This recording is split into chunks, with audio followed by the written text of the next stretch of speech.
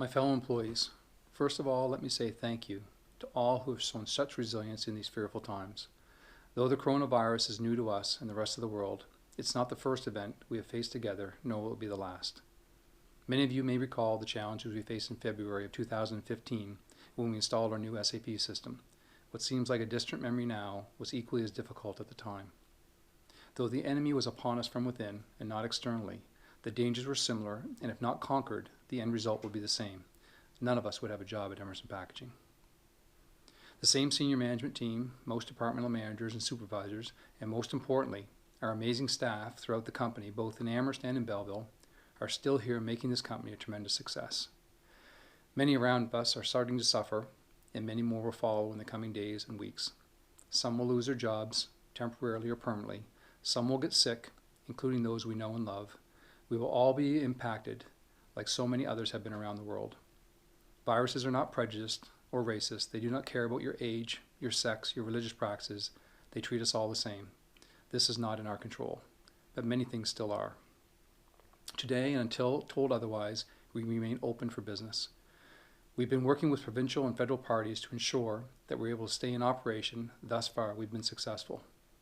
As you know, we are a critical part of the essential food and towel and tissue supply chains. This point has been made abundantly clear to all those in government who will listen. If we don't show up to work and our products don't make it to the market, every Canadian and many North Americans will begin to suffer more than they already have. The supply of food, towel, and tissues and other essential household items must continue. In the great wars that our grandparents and great-grandparents fought, you could see the enemy, and strategies of war were in practice on many fronts. Today we face a different enemy, one who hides everywhere. We must be diligent in fighting this virus both at home and at work. Follow best practices, including social distancing, washing and sanitizing your hands many times a day. Cough or sneeze into a tissue or your arm. All of these practices will reduce the risk of contracting or spreading the virus. During times of war, many went to fight, and many stayed home to help provide the goods and services that those on the front lines needed to fight and to win. We are not the doctors, nurses, and scientists who fought this virus head on. We are, however, a huge service to our community, our province, and our country every day that we make our essential products that help feed our nation. It is that end that I ask the following of all employees. If you are sick, have a fever, chills, cough, respiratory issues, please stay at home and follow the advice of Health Canada. But if you're healthy and able to come to work, we need you to continue to do so. Your team, your department, your company, your community, and your country need you to come to work and to do your part.